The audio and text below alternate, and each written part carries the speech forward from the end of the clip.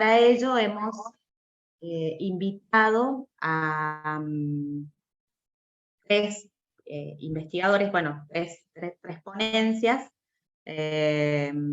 una del doctor Ignacio Telesca, la doctora Constanza González Navarro y Fátima Valenzuela, y quien les habla, que presentaremos al final.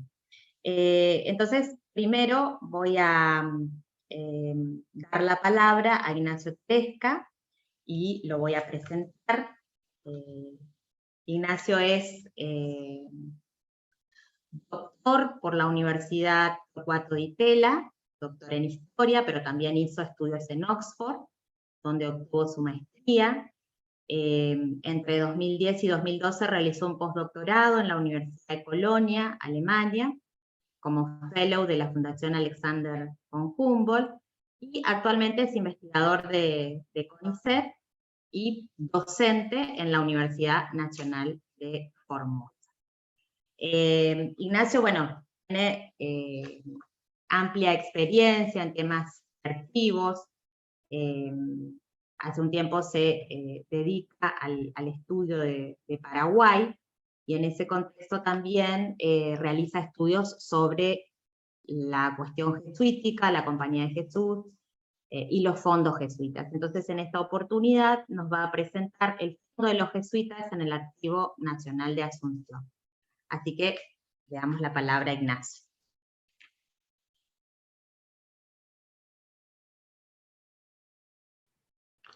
Buenas tardes para todos y para todas. Bueno, un gusto estar compartiendo con todos ustedes este momento. Agradecidos por la invitación a presentar esta ponencia, a María Laura y a todo el equipo organizador del IGI.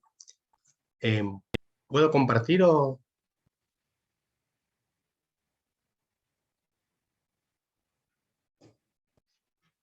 Cristian está como co-host, Ignacio Telesca. Sí, puede compartir. Perfecto.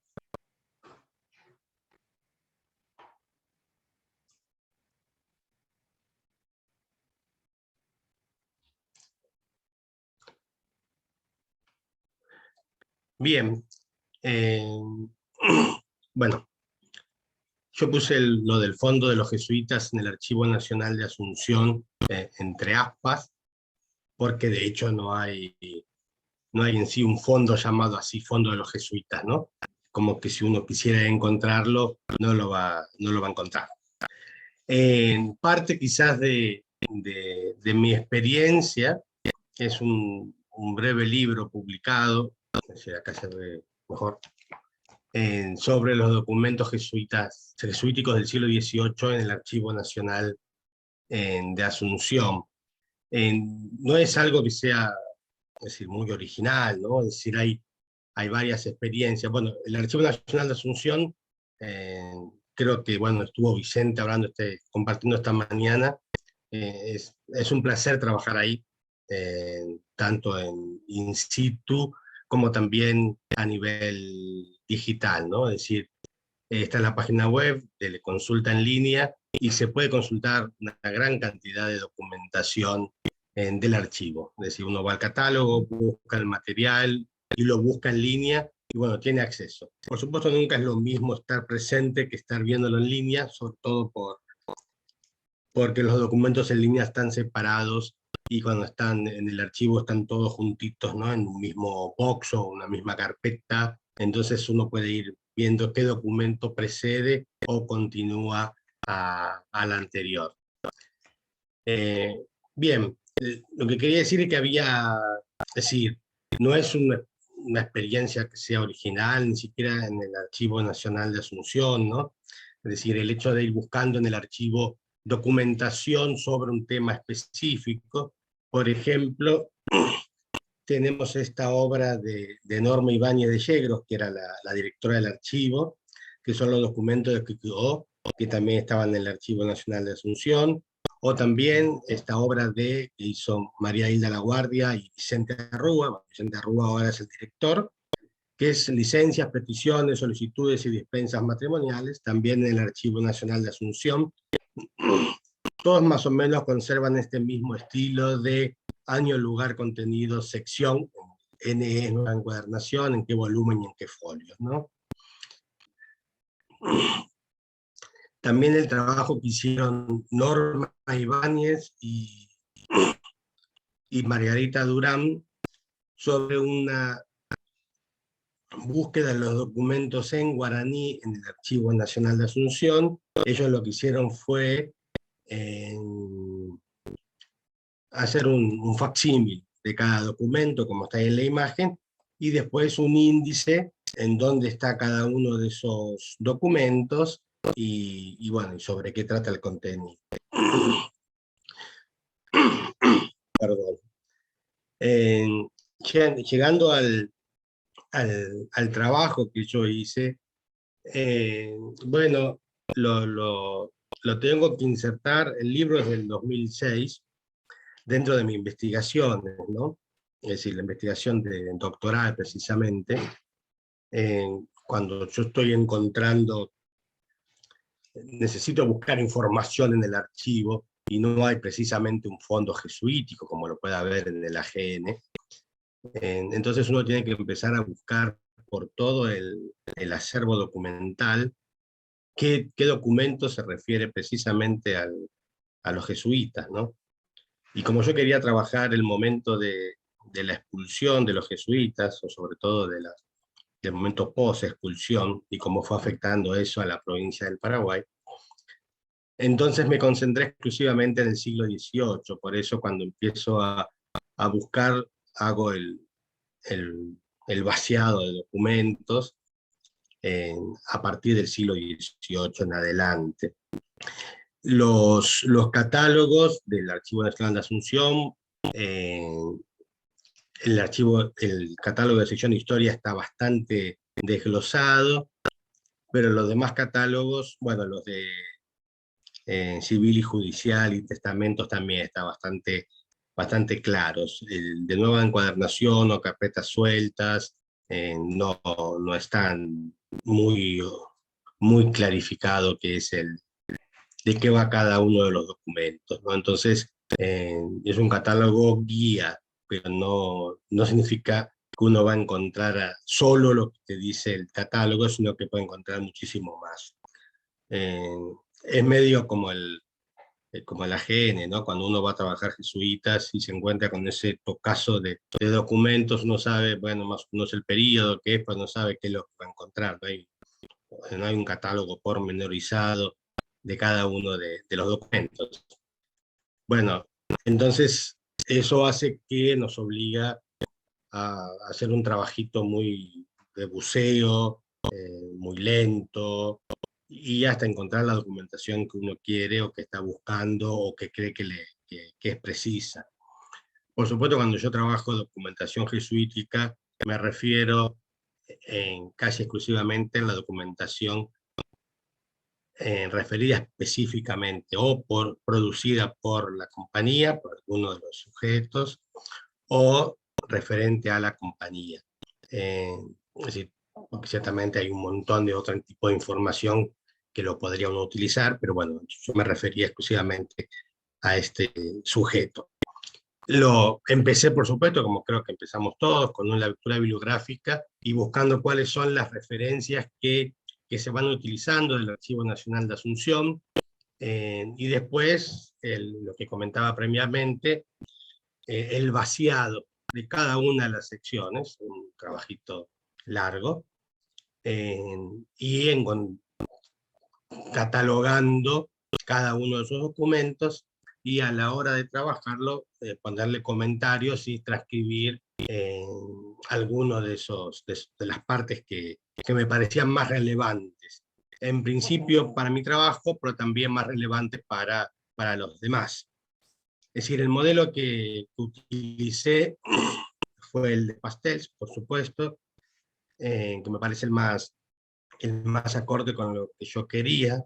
Es decir, no quería que fuese solo un catálogo de documentos, sino que creo que todos, cuando hacemos nuestras fichas, ponemos tal documento en tal sección, de tal fecha, de tal personaje, y hacemos una anotación para saber de qué va la cosa, ¿no? Porque si no, después se nos pierde.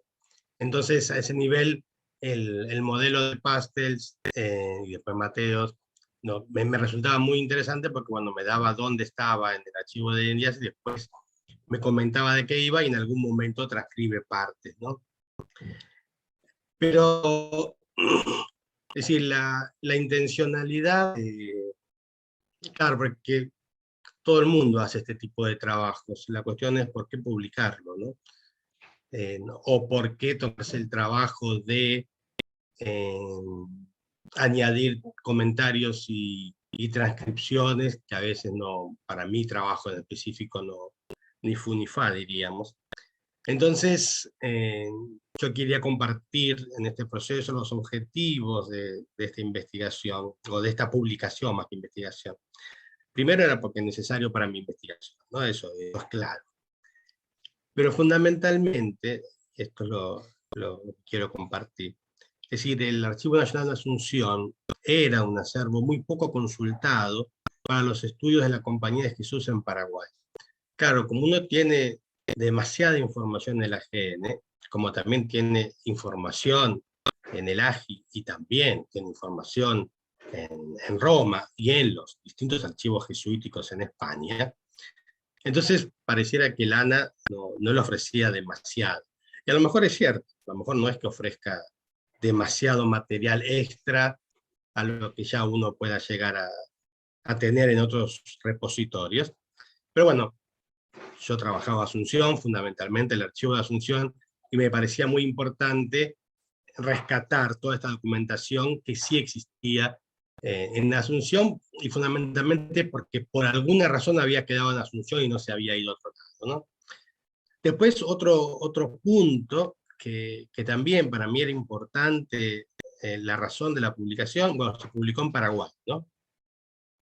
Era que los jesuitas como objeto de estudio era, y supongo también es muy poco abordado por la historiografía paraguaya. Es decir, hay un hiato a partir de la obra de Blas Garay en 1897, que se relaciona mucho con la construcción de la identidad del Paraguay después de la guerra contra la Triple Alianza, en donde se tienen que ponerse a pensar qué identidad, quién es el Paraguay, si el Paraguay era lo que decían los aliados o el Paraguay era otra cosa.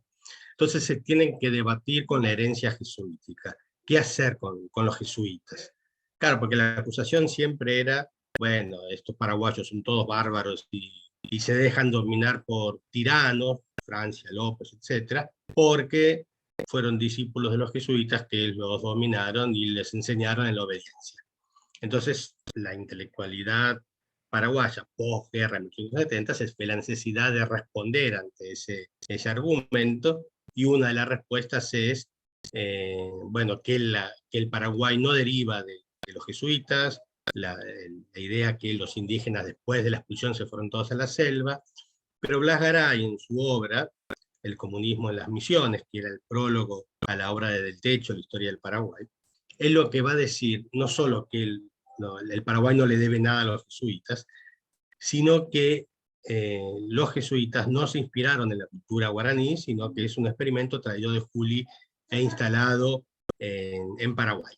Entonces, con esta cuestión, entonces, no solo que los jesuitas, que el Paraguay no le debe nada a los jesuitas, sino que ni siquiera los jesuitas se inspiraron en la cultura guaraní. A partir de ahí es algo muy, muy extraño, pero no hay un trabajo de un historiador paraguayo que aborde el tema de las misiones jesuíticas como parte de la historia del Paraguay. En la innumerable cantidad de biografías sobre jesuitas, es muy poco, casi nulo, la presencia de investigadores paraguayos, sacando a Meliá y sacando toda la parte más artística, sea la música, sea la pintura, las esculturas, la arquitectura, que ahí sí, desde ese punto de vista, fue recuperado la experiencia jesuítica, pero no dentro de la historiografía.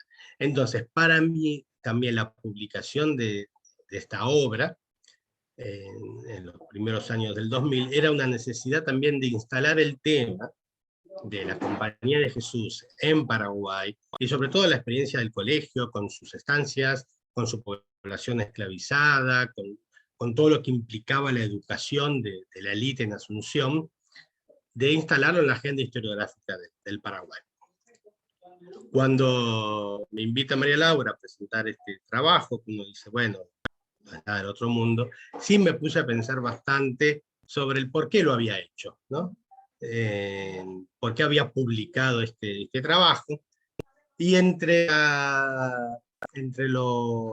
lo más importante que yo creo de rescatar es lo último, que tampoco el catálogo es un instrumento neutro.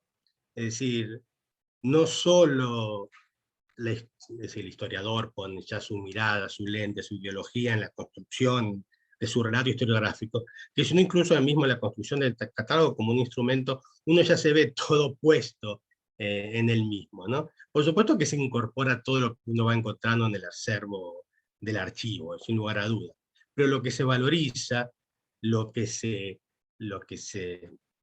detalla fundamentalmente, se hace a partir de los intereses propios, sean académicos, lo que me sirve a mí para mi investigación, o sean de política académica, como el instalar un tema, ponerlo en la agenda de cara a la historiografía local.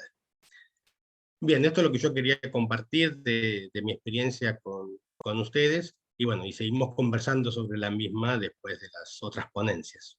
Muchas gracias. Bueno, muchas gracias, Ignacio, por tu presentación. Vamos a desarrollar las ponencias y al final vamos a tener un momento de comentarios, de preguntas, entonces también le pedimos a nuestro auditorio que pueda ir escribiendo en el chat, bueno, algunos comentarios o preguntas que quieran realizar. Bueno, vamos a dar paso entonces a la ponencia de Constanza González Navarro, cuyo título es Repensando el archivo y la producción de conocimiento a partir de la experiencia de elaboración del catálogo del Fondo de Tribunales de Justicia de Córdoba. Voy a presentar a Constanza. Es profesora y licenciada y doctora en Historia por la Universidad Nacional de Córdoba. Actualmente es profesora por concurso de la Cátedra de Instituciones Hispanoamericanas de la Escuela de Archivología de la misma Casa de Estudios e investigadora independiente del CONICET. Es además coordinadora del área de Historia Americana Colonial del Centro de Estudios Históricos Carlos Segretti y miembro correspondiente de la Junta Provincial de Estudios de Córdoba.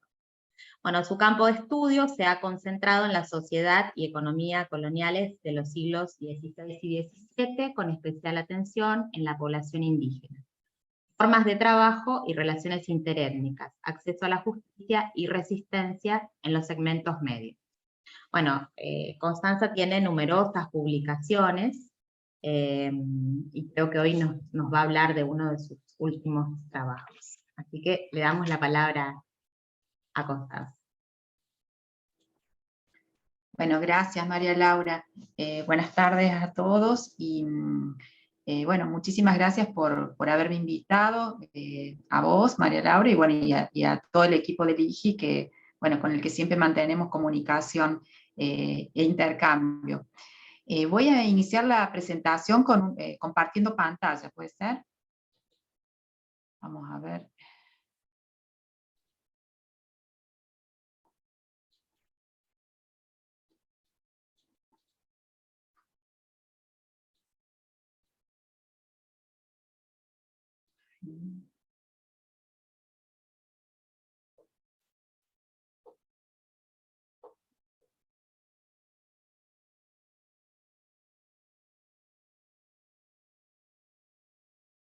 A ver, quiero compartir pantalla completa, pero no se me sale la barrita esta de arriba.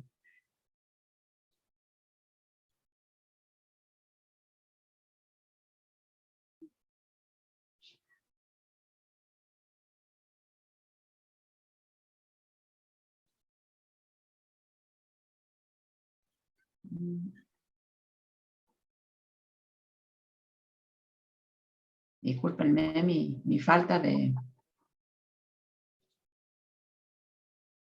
Se ve bien, Constanza, cualquier cosa sí.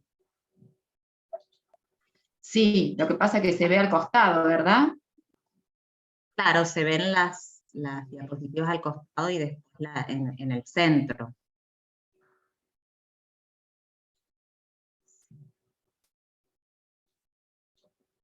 Ahí.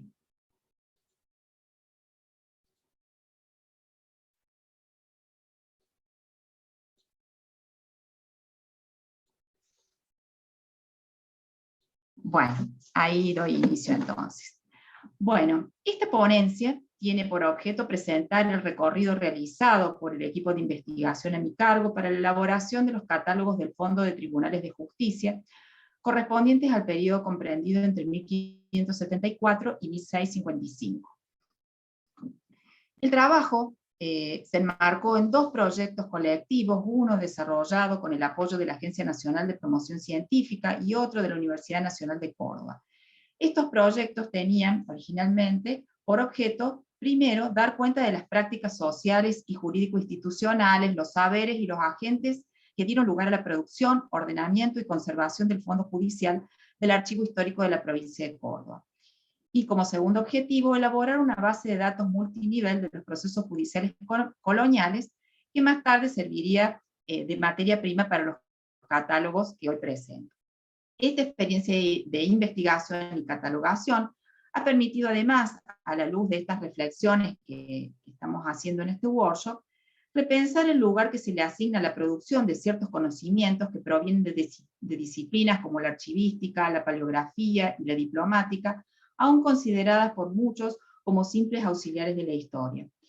Y por otro lado, también abordar el archivo desde el camino inverso al que acostumbramos los investigadores y los historiadores, que es ir en busca de información necesaria para nuestro trabajo, para poder pasar a abordar el archivo, o en este caso un fondo en particular, como un objeto de estudio, dando cuenta de las múltiples prácticas, principios contenidos en el registro escrito, así como las diferentes operaciones puestas en juego a lo largo del tiempo para conservar, eliminar, organizar y hacer accesible o no la información del fondo.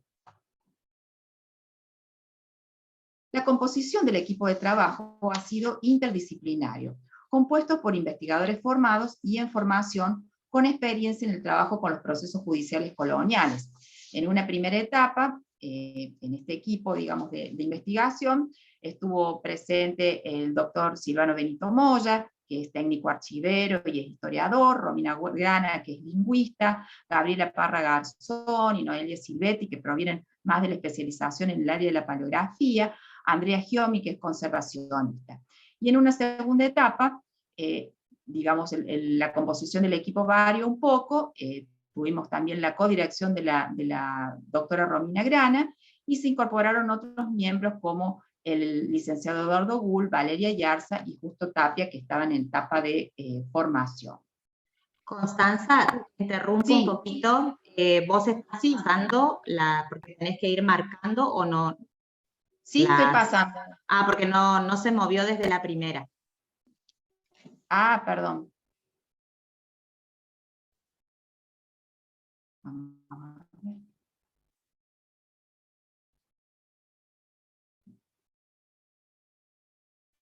Ahí se ve. No, se ve la primera nomás. Bueno, ahí no sé cómo. Y si vas marcando al que sale. costado, Bueno. Ok. A ver, voy a salir de la presentación. Disculpe, tiene que marcar en la diapositiva para que se vea.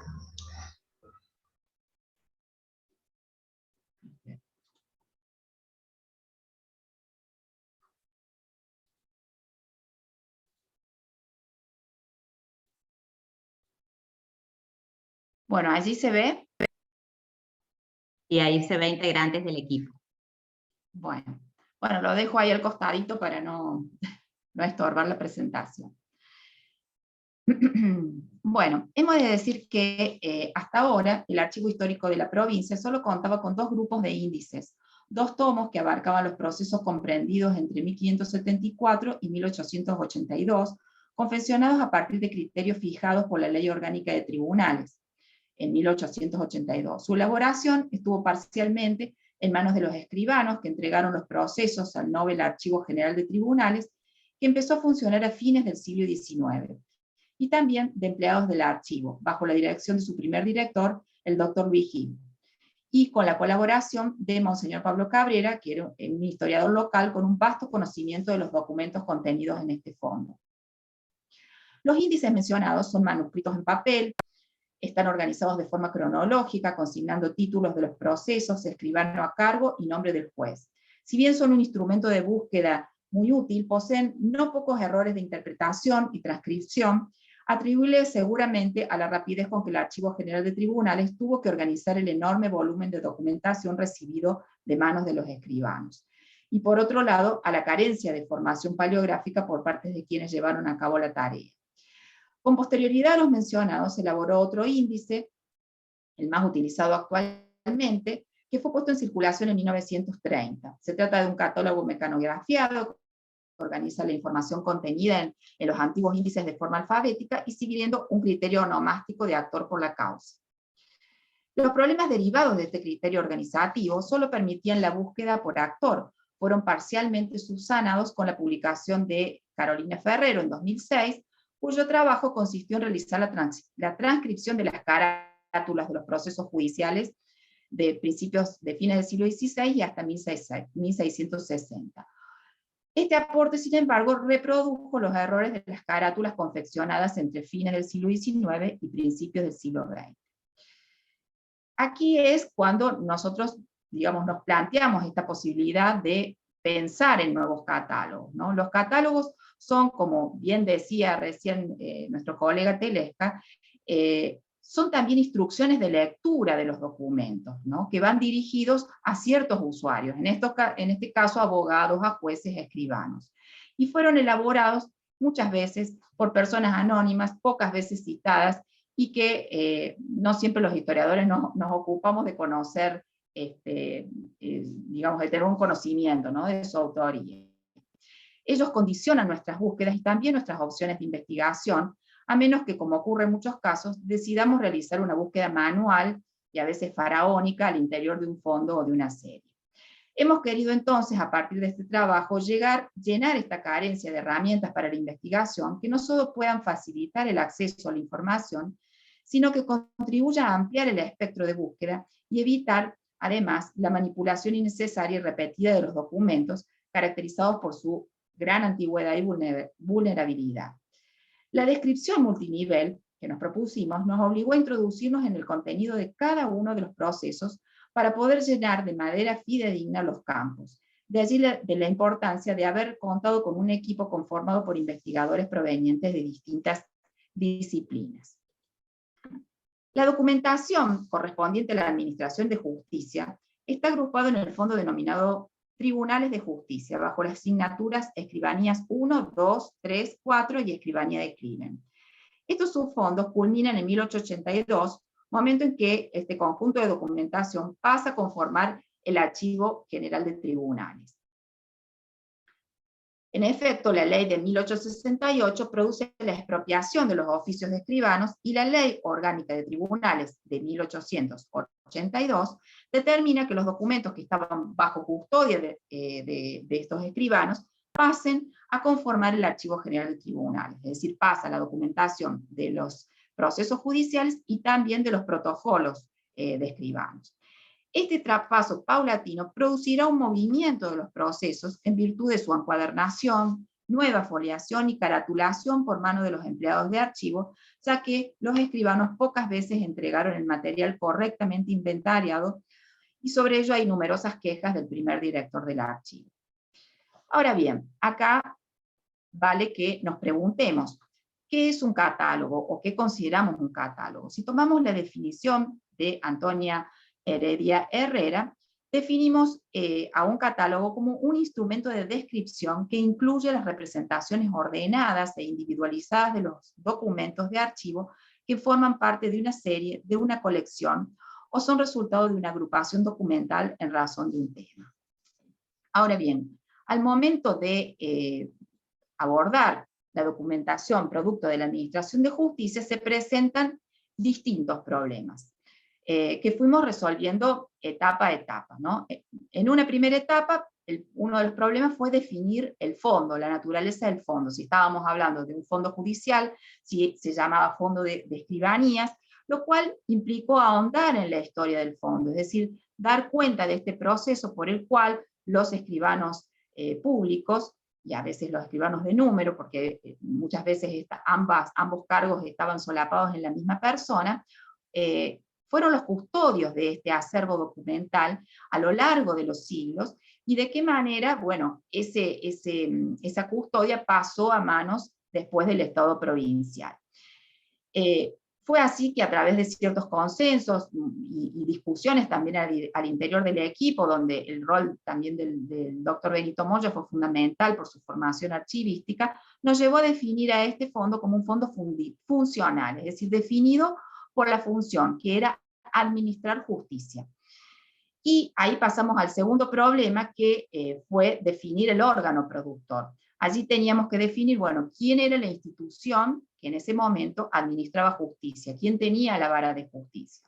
En el periodo colonial, como ustedes saben, la vara de justicia recaía en los alcaldes ordinarios, pero también podía recaer en los tenientes de gobernador, en los gobernadores, en los alcaldes de Santa Hermandad. Es decir, que no había una sola institución que concentrara este rol. ¿Qué decir si hablamos del siglo XVIII, donde también se produjeron otras modificaciones en la administración de justicia, o en el XIX? De allí que, digamos, esta primera abordaje de la documentación nos permitiera definir al fondo como funcional y también polijerárquico, ¿no?, con características propias que exigía una descripción también particular. Allí pasamos al siguiente problema, que fue decidir la unidad a describir. La unidad a describir fue, digamos, cada unidad documental compuesta, es decir, cada proceso judicial particular, que en su interior también contenía mucha documentación anexa, ¿no es cierto?, como parte de prueba y demás. Luego pasamos a definir el instrumento de descripción. En una primera instancia decidimos hacer un ensayo e intentar, digamos, utilizar el programa ICATOM, pero bueno, tuvimos varias dificultades en la implementación de este sistema, por lo cual optamos por utilizar una planilla Excel y eso exportarlo después para la elaboración de este catálogo. En una segunda etapa definimos, lógicamente, están un poco solapadas estas etapas, porque la definición del instrumento se relaciona también con los criterios de descripción. Utilizamos las normas internacionales ISAT-G, y seleccionamos dentro de las 7 áreas y los 27 elementos, 15 elementos y 3 puntos de acceso. Bueno, a partir de esa definición pudimos elaborar 2 catálogos, uno de 1574 a 1616 y otro de 1624 a 1655, que actualmente están disponibles y de descarga libre en el sitio ANSEN-USA de la Universidad Nacional de Córdoba. Cada uno de esos catálogos reúne, en el primer caso, 215 procesos descriptos y en el segundo caso, 202 procesos descriptos. Bueno, en esta ficha, que se ve bastante lejana, no sé, dependiendo de los monitores que ustedes tengan, están discriminadas, digamos, hay un ejemplo de lo que es cada ficha catalográfica de cada proceso judicial. Cada uno de estos campos que ustedes ven, no de las áreas de identificación, sino de los pequeños campos que están al costado, requirió una discusión al interior del equipo de investigación. El determinar el código de referencia, por ejemplo, había ciertas cuestiones de normalización que no estaban dispuestas en la Argentina. Por ejemplo, el código de región no estaba, digamos, no hay una normalización general para los archivos, por lo cual se omitió, por ejemplo. Tuvimos que acordar la denominación del fondo, si bien habíamos consensuado la idea de que se trataba del Fondo de Justicia, el archivo ya había empezado a utilizar una denominación que era el de Tribunales de Justicia, con lo cual tuvimos que adoptar esa denominación para no quedar, digamos, en discordancia con los usos y costumbres del archivo. En cuanto al título de adoptamos criterios, respetar, en los casos en que existía la carátula original del escribano, digamos, del siglo XVI o XVII, respetábamos esa carátula. Pero cuando había sido una carátula añadida, varios siglos después, como es la mayoría de los documentos, lo que hicimos es un análisis particular de cada proceso judicial para dar cuenta de su contenido real. Y entonces elaboramos un título facticio, digamos, elaborado por nosotros para dar cuenta del contenido efectivo de ese proceso. ¿Por qué? Porque, bueno, justamente una de las dificultades con las que más nos habíamos encontrado en las tareas de investigación es que las carátulas no siempre responden al contenido de esos procesos. Entonces, recaratular esos procesos, por lo menos en el catálogo, nos iba a permitir dar más acceso a los investigadores. Bueno, en los siguientes campos incluimos, por ejemplo, bueno, el volumen y el soporte de la unidad de descripción. En los casos que accedimos al original, pudimos tomar, por ejemplo, las medidas del papel. En el nombre del productor se colocó, bueno, si correspondía al alcalde, al teniente gobernador. Si bien las ESAT-G sostienen que solamente debe ponerse la institución o el órgano productor, nosotros decidimos incluir también el nombre de las autoridades para ampliar un poco las expresiones de búsqueda. En el campo de alcance y contenido hicimos una descripción del contenido del proceso, cuando había, no sé, reales cédulas, alguna carta dote, algún tipo de documento, digamos, que fuera de importancia o de relevancia para la descripción, también se incluyó en el alcance y contenido. Aquí, obviamente, bueno, hay una suerte de toma de decisión por cada una de las personas que hizo la descripción, y obviamente nunca es perfecta, nunca reproduce el documento tal cual es, simplemente es un instrumento de búsqueda, ¿no es cierto? El campo de organización, por ejemplo, resulta útil porque muchas veces los mismos procesos se encuentran divididos en diferentes legajos, y bueno, el haber abordado el fondo como un conjunto nos ha permitido incluir esa información en ese campo de organización para que cualquier usuario que desee, digamos, identificar otro proceso que está íntimamente vinculado a este, o que es una parte, lo puede identificar. Bueno, los campos que tienen que ver con las condiciones de acceso y uso fueron mayormente analizados por la conservacionista Andrea Giomi, que es la que, bueno, tuvo más digamos, a cargo la cuestión de ver el estado de conservación de los documentos, ponerlos también a hacer como una especie de degradación del estado de mayor peligro o no en su manipulación. Y bueno, a partir de esta ficha los usuarios pueden saber si están o no disponibles a las consultas, o en todo caso consultar con el archivo si hay posibilidades, digamos, de acceder de alguna forma. En la parte final de la ficha también hay puntos de acceso con algunos términos como temas, lugares y nombres que pueden ser de utilidad para, como herramienta de búsqueda, ¿no es cierto? En estas placas, bueno, he incluido algunas imágenes de, bueno, de las carátulas. Esta que está a la izquierda, por ejemplo, se observa que, bueno, que es un papel ya del siglo XX, son estas carátulas nuevas que me refería.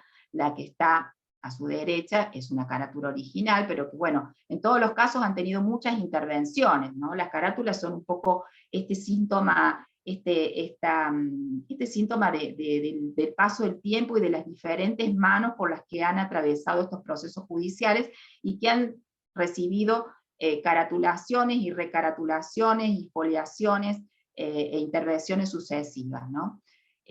Bueno, aquí tenemos una foto de la encuadernación, que tampoco es la original. Estas encuadernaciones se hicieron en el siglo XX, cuando ya se expropió, digamos, y pasaron los fondos al Archivo General de Tribunales.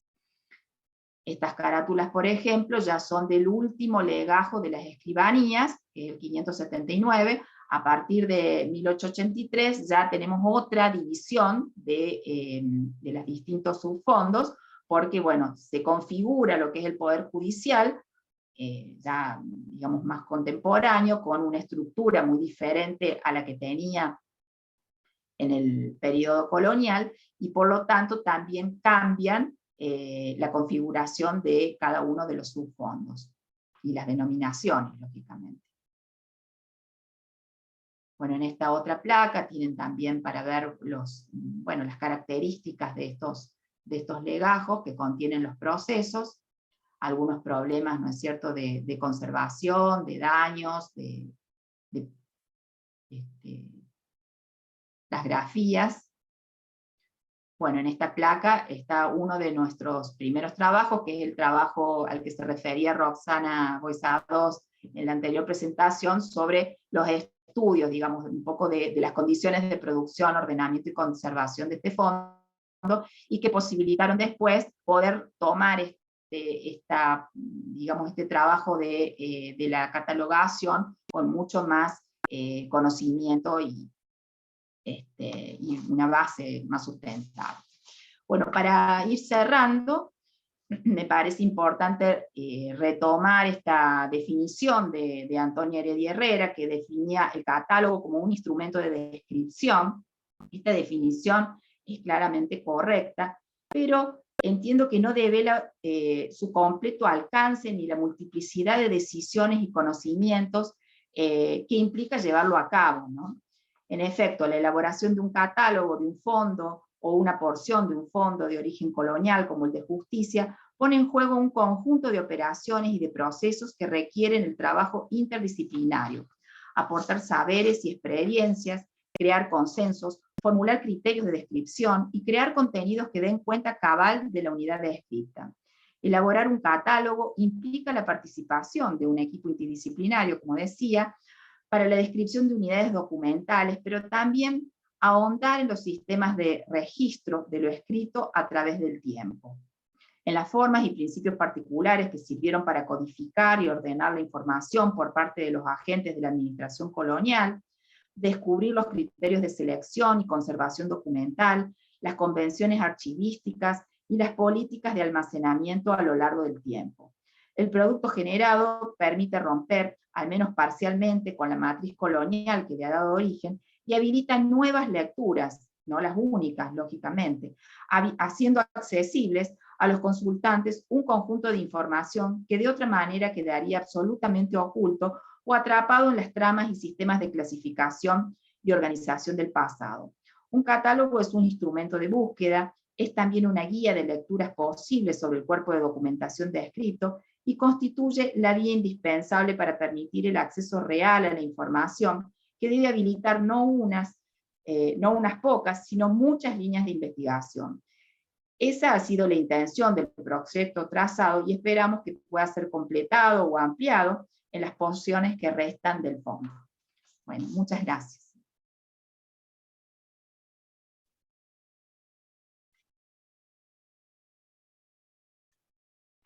Bueno, muchas gracias, Constanza. Estoy tratando de salir de acá. Bueno, hemos asistido a la ponencia de Ignacio Telesca, que bueno, nos iluminó sobre la cuestión de los jesuitas y claramente nos va a dar para el debate posterior por esto de cómo se construye un fondo desde los intereses del investigador, y bueno, ahora Constanza, que tiene también una amplia experiencia en la catalogación y en la realización de catálogos y el conocimiento del archivo de Córdoba, ¿no? Así que dos exposiciones muy importantes que les pedimos que puedan ir anotando sus preguntas en el chat. Bueno, yo empiezo tu presentación, María Laura, y la de Fátima, ¿te parece? Bueno, sí, ahora nos toca a nosotros. Ahora les toca a ustedes. Bueno, sigue entonces la siguiente ponencia, que se denomina Archivos y Políticas Públicas, Relevamiento en el Noreste Argentino, en el NEA argentino.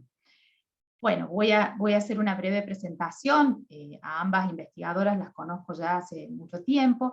María Laura Salinas es doctora por la Universidad Pablo de Olavide, Sevilla, España. Es máster en Historia de América por la Universidad Internacional de Andalucía. diploma de estudios avanzados en historia moderna por la Universidad Pablo de Olavide. Se desempeña actualmente como investigadora principal del Consejo Nacional de Investigaciones Científicas y Técnicas, CONICET. Es directora regular por concurso del Instituto de Investigaciones Geohistóricas, unidad ejecutora del CONICET de Resistencia Chaco, y dirige el Núcleo de Estudios Históricos Coloniales. Y además es profesora titular de la Cátedra de Historia de América Colonial de la Universidad Nacional del Nordeste. Bueno, Fátima Valenzuela, por su parte, también es doctora en Historia por la Pontificia Universidad Católica Argentina, magíster en Historia por la Universidad de Jaume I, Castellón de la Plana, España, magíster en Historia de Humanidades Digitales por la Universidad Pablo de Olavide, España, investigadora del Consejo Nacional de Investigadores de Investigaciones Científicas y Técnicas, CONICET, profesora adjunta del Seminario de la Universidad Nacional del Nordeste, auxiliar docente de la Cátedra de Historia de América Colonial, Universidad Nacional del Nordeste. Bueno, ambas tienen una amplia trayectoria en la historia colonial, ¿no es cierto?, de la región del Nordeste. Así que, bueno, les cedo la palabra.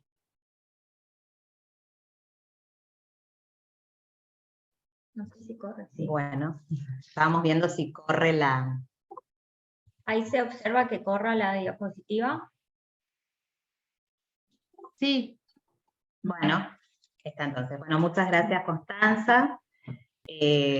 Bueno, es muy grato para nosotras estar aquí también participando más allá de la organización con algunos de los resultados de nuestras investigaciones. En este caso, queremos presentar parte de los resultados de un proyecto que venimos desarrollando en el contexto de un proyecto de unidad ejecutora de nuestra institución, que se denomina Región NEA y Políticas Públicas. Por esto lo de políticas públicas, que es un concepto bastante alejado de lo que nosotros trabajamos, que puntualmente nos dedicamos al periodo colonial. Pero en nuestra institución, buscando una unidad para trabajar entre todos, encontramos que las políticas públicas nos llevarían a ese objetivo. Entonces nosotros los de Historia Colonial dijimos, bueno, ¿qué hacemos nosotros? ¿Cómo nos vinculamos? Entonces decidimos hacer un relevamiento de todo lo que significara archivos y fuentes del periodo colonial primero, y después seguiríamos también con el acompañamiento de otros investigadores que se ocupan de otros espacios temporales, de lo que significa la cuestión de los archivos y las fuentes del NEA argentino. El NEA argentino, NEA es un concepto también contemporáneo de los años 50 del siglo XX, que incluye lo que son las provincias de Chaco, Corrientes, Misiones y Formosa, que sería el nordeste argentino. Entonces, esa cuestión es la que nos llamó en principio a la reflexión y a la búsqueda de información sobre, bueno, cómo estudiarla, cómo debería ser esa región, qué características debería tener nuestra búsqueda. En principio... Estoy terminando de ver las ponencias últimas del día de hoy del Congreso. ¿Hay alguien con el micrófono prendido? Bueno, decíamos que lo primero que tomamos, yendo a también un concepto utilizado por los historiadores de nuestra región, Meder, Bolz y Bruniar, que están trabajando la idea de región histórica del NEA, vinculando mucho la historia y la geografía, un gran área que pertenecía administrativamente a la Audiencia de Charcas y al Virreinato del Perú entre los siglos XVI y XVII hasta la creación del Virreinato del Río de la Plata. Y tomando como foco el análisis de algunas ciudades como Buenos Aires, Santa Fe, Corrientes, Asunción, Villarrica, Concepción del Bermejo, durante los siglos XVI y XVII. Y focalizándonos también en todo lo que significaba pueblos de indios, reducciones y la provincia jesuítica del Paraguay. En esta construcción de una idea de región histórica, tratando de salir de esa idea de, bueno, nosotros vivimos en la provincia del Chaco, al lado está la provincia de Corrientes, Misiones, Formosa, pero nuestros límites, nuestras fronteras en el periodo colonial trascienden estas jurisdicciones. Entonces, primero la idea de construir esta región, siguiendo ya a quienes la trabajaron antes, y pensar es imprescindible trabajar con un conjunto de repositorios que se encuentran en diferentes espacios americanos y peninsulares. Los archivos locales, ubicados en las actuales provincias, resultan insuficientes porque la mayoría tiene documentación de fines del siglo XIX y principios del siglo XX. Las fuentes históricas no solo se encuentran entonces en estos archivos locales, sino que están resguardados en archivos regionales, nacionales, globales, internacionales. Entonces, ¿cómo pensar la posibilidad de construir una historia del Nordeste desde la colonia, con qué tipo de fuentes, y cómo hacer esa búsqueda y esa construcción, pensando también a futuro, de bueno, un catálogo, un libro que reúna también toda esta información, no para nosotros, sino ya quizás para futuras generaciones que estén trabajando también en lo regional. La documentación del nordeste, de este nordeste del Río de la Plata, que es el que a nosotros nos interesa, ha sido disgregada en numerosos fondos por diferentes razones: la administración colonial, cambios institucionales, sustracciones que se desarrollaron sobre todo en el siglo XIX, que es lo que nosotros observamos. Entonces, concretamente nos propusimos examinar los procesos de disgregación y dispersión de fuentes en archivos locales y globales durante el periodo colonial y el siglo XIX, caracterizar un conjunto de archivos globales y locales que son vitales para esta historia colonial rioplatense, explorar la historia institucional y la organización de esos repositorios y analizar las tipologías documentales que pueden encontrarse en esos archivos y que resultan vitales para las investigaciones históricas en esta región que nos interesa estudiar. En ese camino de búsquedas, de objetivos, de concretar y de pensar estos objetivos y de cómo los llevábamos adelante, nos encontrábamos que teníamos que dejar de lado nuestro lugar de historiadores para transformarnos también en archiveros o en archivistas, como decimos por aquí, para empezar a realizar esas tareas. O sea, no podíamos esperar todos los archivos, sobre todo en los archivos de nuestra región, donde todavía hay un camino bastante importante por recorrer en cuanto a la descripción, a la catalogación, a la digitalización. Entonces, fue un poco esa la idea con la que nos fuimos encontrando. Aquí brevemente expusimos el recorrido realizado en estos aproximadamente 4 años, nos agarró la pandemia también en el medio, pero básicamente el Archivo de Bibliotecas Nacionales de Bolivia, el Archivo Nacional de Asunción, la Biblioteca Nacional de Río de Janeiro, por supuesto el Archivo de Indias, el Archivo General de la Nación en Argentina, el Archivo General de la Provincia de Corrientes, el Archivo General de la Provincia de Entre Ríos, el Archivo Histórico de la Provincia del Chaco, el Archivo General y Biblioteca de la Provincia de Misiones, el Archivo General de la Provincia de Formosa. Entonces, ¿cómo abarcar todo esto? ¿Cómo hacer una búsqueda en cada uno de estos repositorios? En principio es un trabajo colaborativo que estamos realizando con un equipo mucho más amplio y que en cada una de estas provincias tenemos colegas que se han adherido a esta propuesta y que están haciendo el trabajo desinteresadamente, y bueno, con la idea también de contribuir a esta construcción de un gran, no catálogo, pero sí de un gran objeto en el que podamos buscar libro, en el que podamos buscar toda esa información, señalando sobre todo distintos momentos históricos. Aquí hubo algunos intentos de hacer esta tarea, de hecho nosotros tomamos algunos ejemplos que vamos a mencionar, pero no lo tenemos a mano ni actualizado, que ese es uno de los puntos importantes. Bueno, primero la cuestión teórica, un avance de esta investigación se publicó en una revista el año pasado, en la revista Glocalins, en un archivo en un dossier que nos invitaron sobre archivos también, Dolores Sprut y otros investigadores, pensábamos también cómo teorizar y cómo trabajar metodológicamente en esta propuesta. Entonces, por supuesto, retomamos planteamientos teóricos que derivan de este giro archivista propuesto por Michel de Foucault, Michel de Certeau, Jacques Derrida, que han llevado a cuestionar esa definición, que ya lo hablamos aquí a lo largo de estos 2 días, la definición de archivo como fuente o depósito, para establecer la idea de que los archivos son objetos y artefactos culturales.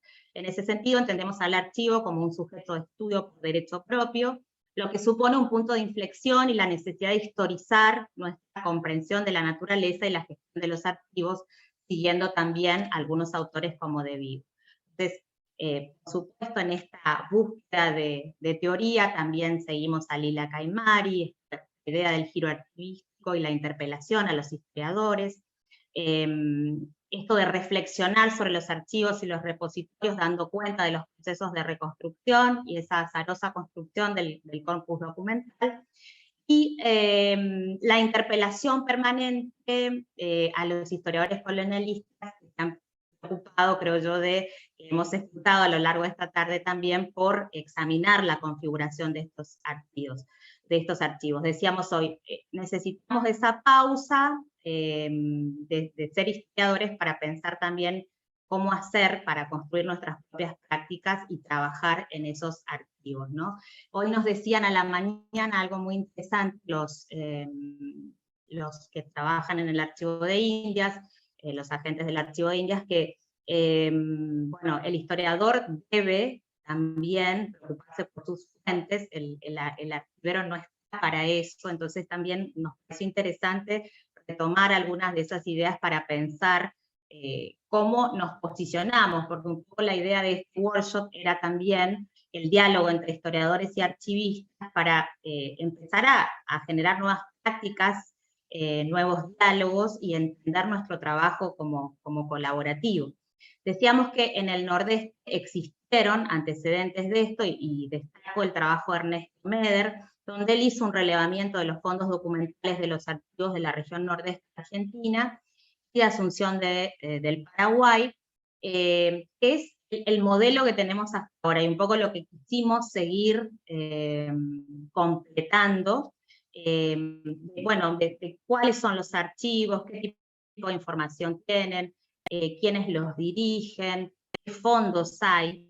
Como él publicó esta obra en 1978, bueno, al 2020-22, bueno, nos encontramos con numerosos cambios, no solo de lugares, de archivos, sino también de desaparición de fuentes, fondos completos que ya no existen, o se incluyeron en otros, o no están. Entonces también esto fue un impacto muy fuerte de encontrarnos los cambios, encontrarnos con esos cambios que se habían suscitado en este proceso que van surgiendo los archivos. También tomamos el trabajo de Eric Caballero Campos para el Archivo de Asunción, Adelina Pucineri, señalo también un trabajo sobre fuentes documentales, bueno, el trabajo de Ignacio que acaba de mencionar, trabajos de Enrique Schaller también, Fernando Posaglio, bueno, Omar y Rocío, Omar Spritz y Rocío Moreno, que también trabajaron con la descripción del fondo documental del Archivo General de la Provincia de Corrientes. Entonces,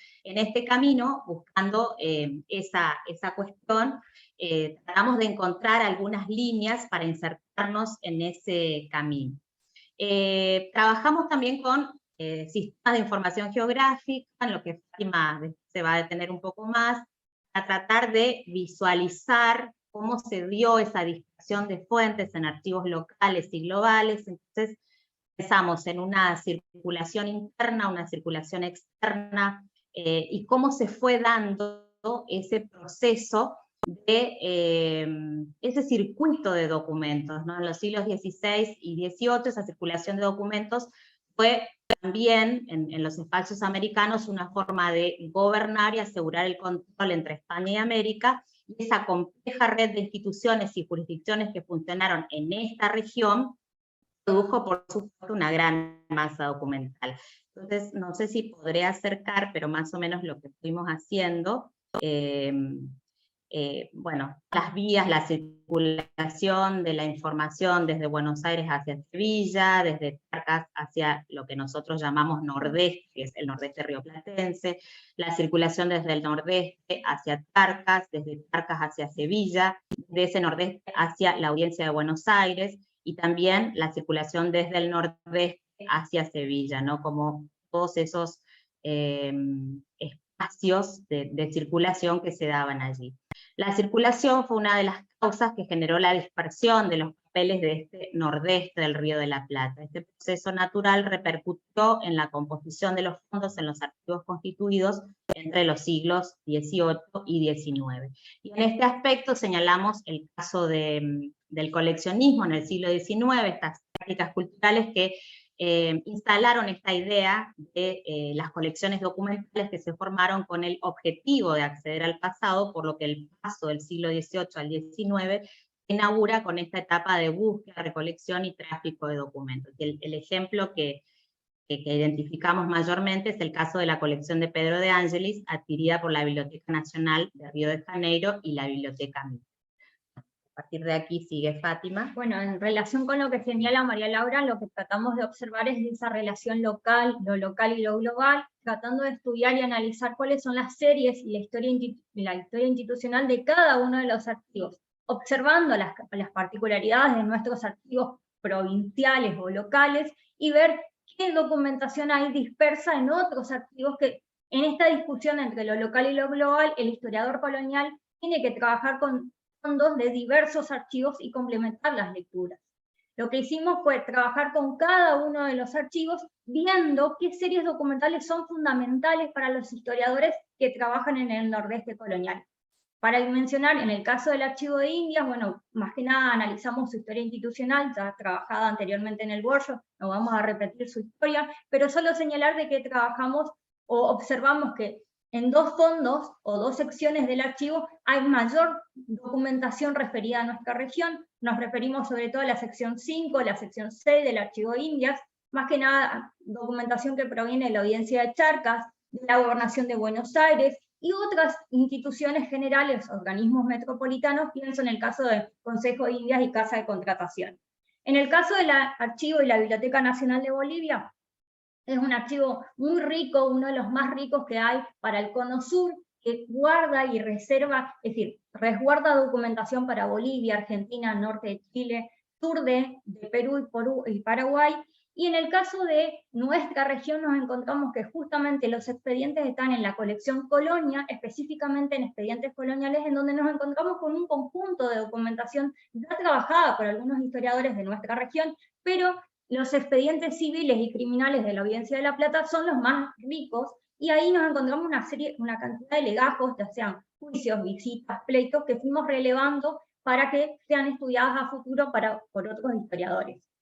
También relevamos el caso del Archivo General de la Nación, archivo fundado en el siglo XIX, que posteriormente se federalizó para la Argentina, en donde hay numerosas colecciones documentales, pero trabajamos específicamente con la serie de documentación del virreinato, en donde nos encontramos con varias secciones, instituciones políticas, instituciones fiscales, instituciones militares.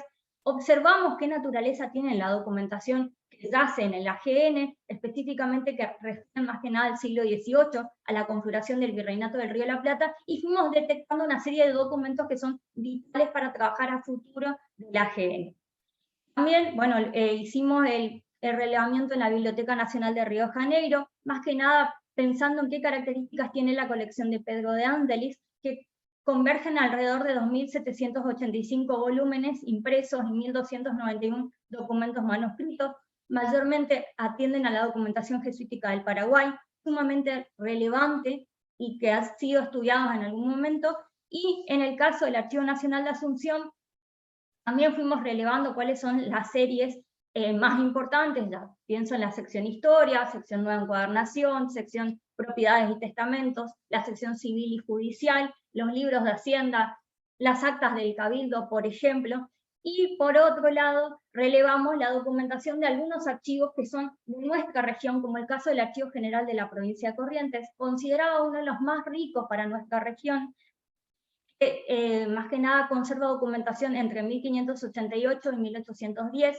en donde nos encontramos con un conjunto de series en la sala colonial, Ernesto Meder, por ejemplo, documentos de gobierno, actas capitulares, protocolos notariales, expedientes judiciales, papeles del convento de Santo Domingo, temporalidades y fundación de pueblos.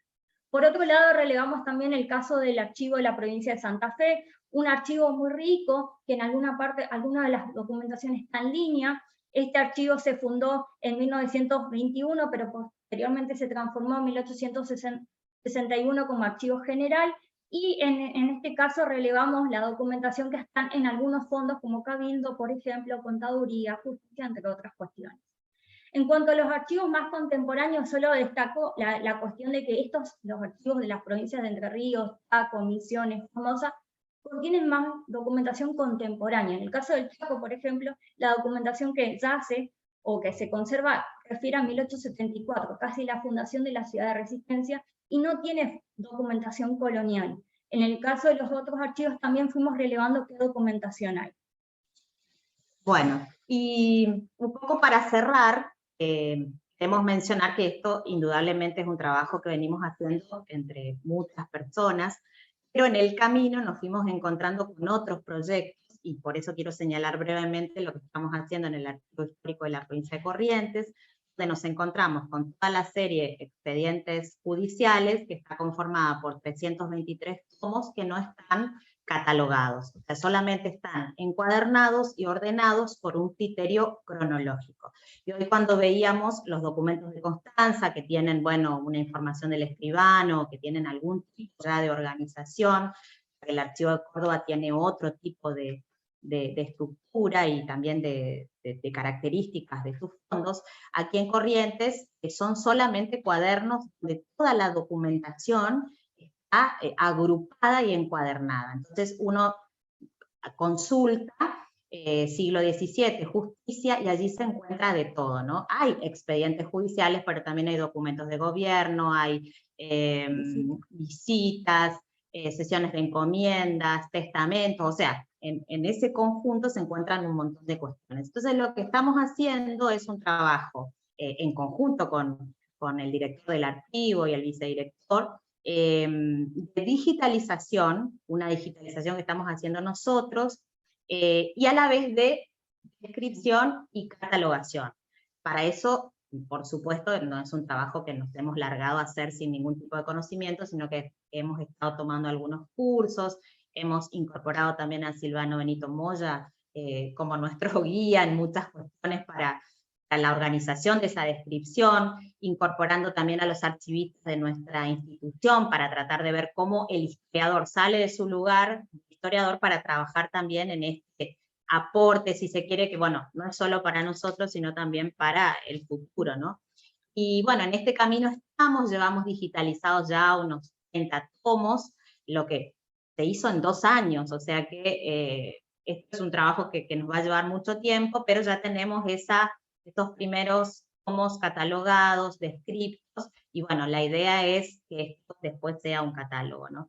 Entonces, bueno, con mucha prudencia, trabajando en un campo que no es el nuestro, pero tratando de aportar también desde nuestro lugar de historiadores. Bueno, cerramos nomás mencionando bueno, a lo largo de nuestra presentación tratamos de enfatizar en esta necesidad de hacer una pausa en la tarea de la investigación histórica y poner atención a los archivos como objeto de conocimiento, tomando algunas nuevas vertientes teóricas del giro archivístico. Asumimos un campo de reflexión en el cual la historia institucional y la organización de los archivos adquiere relevancia e impactan en el quehacer histórico. Esto, vuelvo a repetir, significa corrernos del rol clásico de extracción de datos para iniciar un nuevo proceso de análisis, reflexión y examen sobre la configuración histórica de estos archivos coloniales. Y con esto, bueno, intentamos examinar por qué motivo las fuentes coloniales de este nordeste rioplatense estaban en un conjunto de archivos tan dispersos y disgregados de América Latina y de Europa. Y este interrogante adquirió mayor relevancia cuando empezamos a desarrollar este proyecto de investigación sobre políticas públicas y archivos del NEA. En realidad la idea nuestra es después trabajar sobre esas políticas públicas una vez que logremos esa construcción de datos, ¿no? Y pensar también esta primera lectura sobre los repositorios puede ser complejizada a futuro a partir de una mirada cruzada entre un archivo local y otro de alcance global y regional, ¿no? La necesidad de pensar estos procesos de disgregación constituyen un conocimiento teórico que consideramos que todo historiador debe conocer antes de desarrollar su tarea en los archivos, ¿no? Y a nivel metodológico... Si bueno, a nivel metodológico creo que la clave está en pensar en entrelazar los archivos y los repositorios de alcance local y global, pensando que la mirada y la construcción de la historia del nordeste colonial tiene que ser en relación con eso. El trabajo heurístico que estamos proponiendo es un trabajo muy rico que va a servir a futuras generaciones. Por eso es lo que nuestro objetivo final. Esa es la idea. Así que bueno, muchas gracias.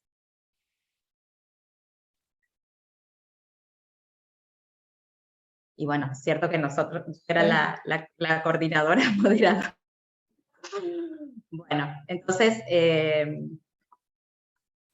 vamos a habilitar a preguntas. O Constanza o Ignacio, si quieren empezar ustedes a comentar algo, a ampliar lo que ya dijeron, mientras vamos recibiendo algún tipo de comentario, de pregunta. Ahí hay un comentario de José Luis Caño Artigosa, María Laura, en el chat. ¿Querés que lo lea? Dice: felicidades, doctora Salinas y Valenzuela, por tan interesante proyecto y claridad de su exposición, de sus adelantos. La pregunta que me asalta es hasta qué punto se contempla y si tienen probabilidades y recursos para continuar la labor en otros archivos no contemplados todavía, y que seguro deben dar resultados tanto en España como en Perú. Se me ocurren los históricos nacionales de estos dos países, Simancas, los archivos provinciales de Sevilla y Cádiz, amén por supuesto de los eclesiásticos de las distintas órdenes religiosas que intervinieron en la región durante la colonia. Muchas gracias.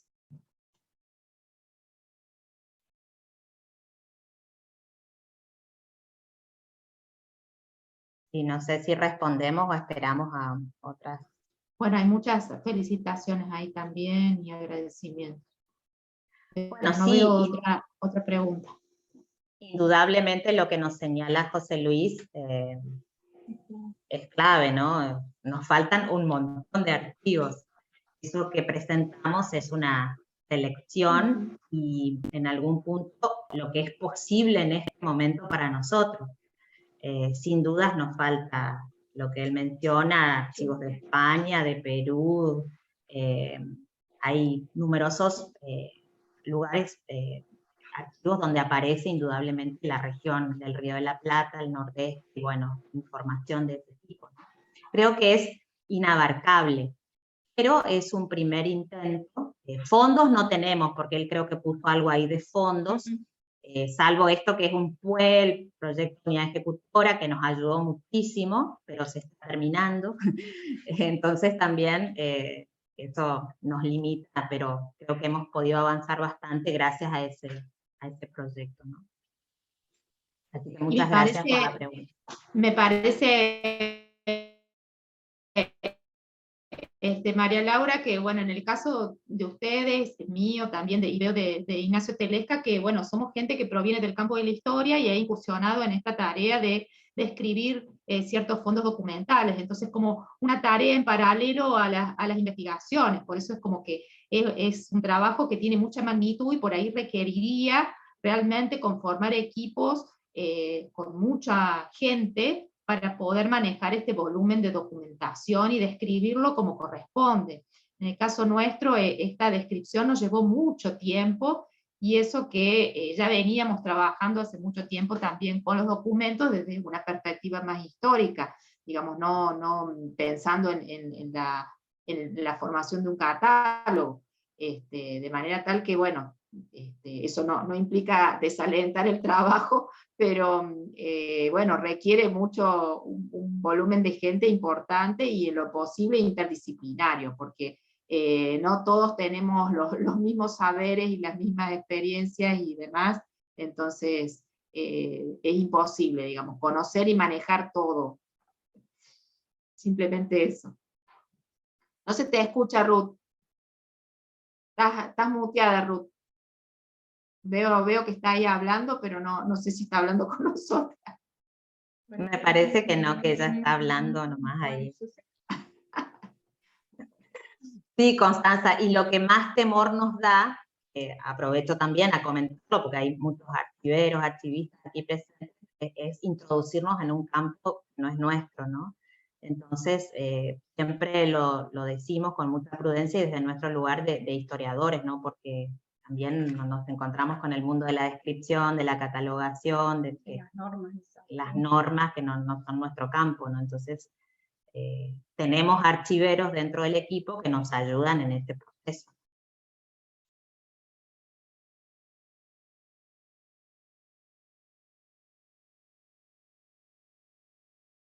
Bueno, no sé si alguien quiere hacer alguna pregunta sobre, bueno, el catálogo de Constanza y también el catálogo que en su momento hizo Ignacio.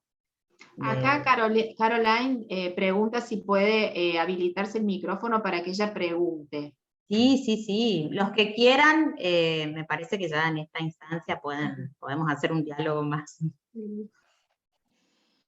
Sí, bueno, yo tenía una pregunta, comentario para Constanza, pero creo que también es para todos. Es que me pareció muy interesante esta tensión que encuentran entre conservar un poco los títulos, las descripciones originales, y entonces has hablado de usos y costumbres del archivo en el que trabaja, entonces me pareció muy interesante esta expresión, y por otro lado introducir novedades en las descripciones para dar nuevas pistas de lectura, porque bueno, lo bueno es innovar para habilitar otras interpretaciones y dar más elementos para buscar correctamente los documentos, pero también no hay que esconder esas clasificaciones anteriores que también nos dicen muchísimo sobre la manera en la que se ha construido ese archivo, se ha tratado la documentación, etc.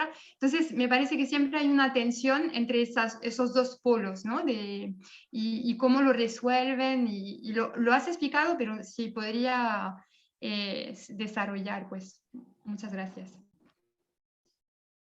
Bueno, el tema este de las carátulas es realmente apasionante porque, bueno, un poco lo trabajó Romina Grana, quizás lo empezó a trabajar, daría para seguir profundizando, porque realmente las carátulas dan cuenta de estos diferentes traspasos, ¿no? De la misma documentación por diferentes manos, porque cada uno le va agregando alguna cosa. A veces está la carátula original, la que formuló el escribano, y está además la que se adjuntó durante el siglo XIX, y están las anotaciones, por ejemplo, que a veces nosotros las identificamos, del antiguo director del Archivo Histórico, de don Moyano Aliaga, que tenía mucho conocimiento de paleografía y de los procesos judiciales, que los hizo de puño y letra y adjuntó su propia denominación de las carátulas.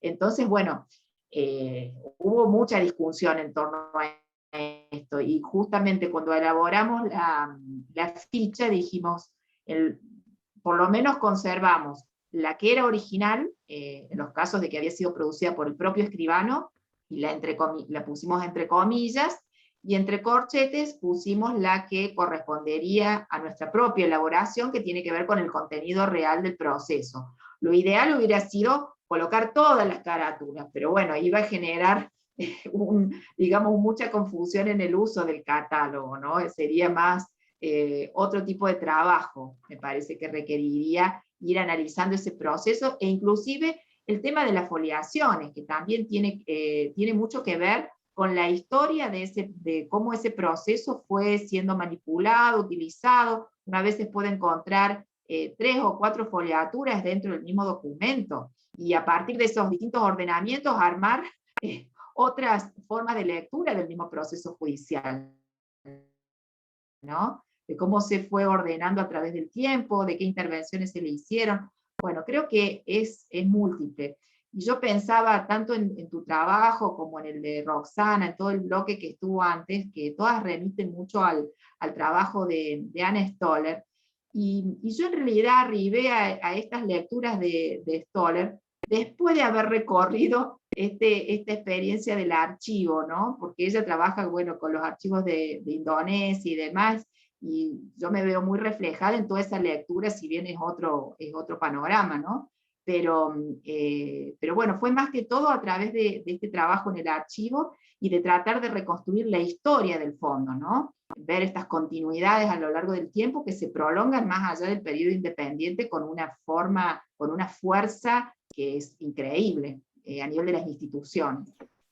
Bueno, no me quiero alargar.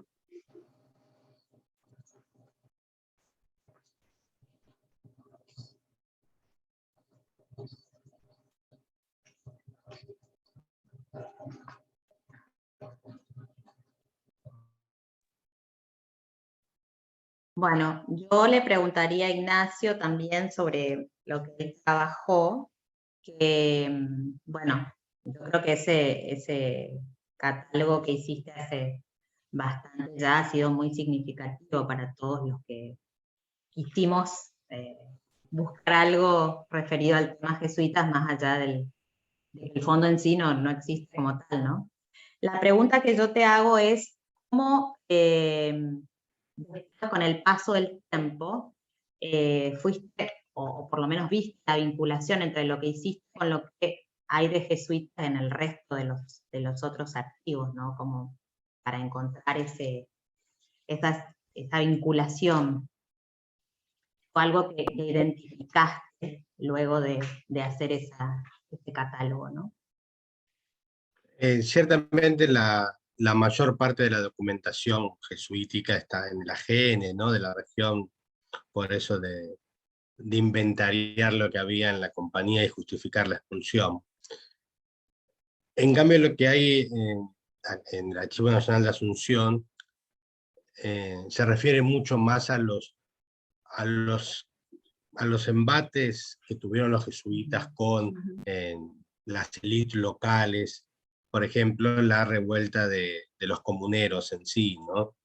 Entonces, por ejemplo, para mí un documento que fue muy, muy importante es cuando van los comuneros y pasan el Tepecuarí y toman el campamento de los jesuitas, Santa Rosa, Santa María, etc., que se hacen con un montón de documentación, de cartas. Entonces, claro, ellos van carta por carta, una por una, quién la dice, a quién va. Es decir, como que hay un plus que no lo encontré en Pasteles, por ejemplo, que nos permite ver, bueno, este mundo de cómo los jesuitas estaban interactuando entre sí es decir, en contra de los comuneros, ¿no? De Asunción.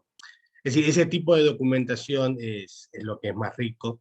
Y después, por supuesto, mucho respecto a las ventas de los inmuebles o los alquileres o la venta de las personas esclavizadas después de la acción de los jesuitas, ¿no? Entonces ahí hay mucho también material.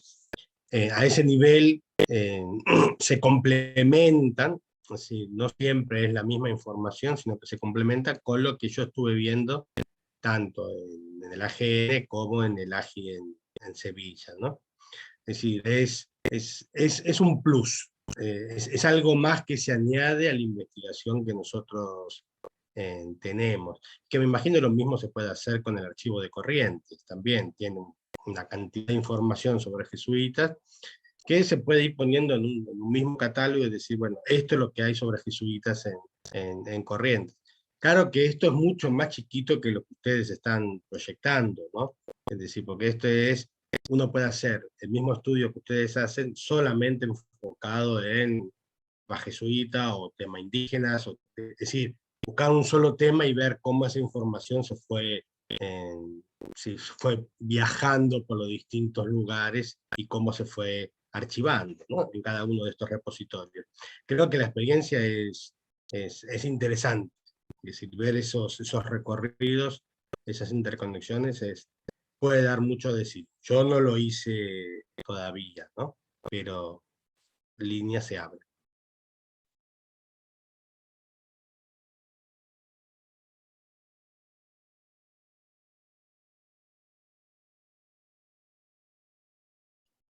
Bueno, muchas gracias, Ignacio. Creo que no tenemos otra pregunta.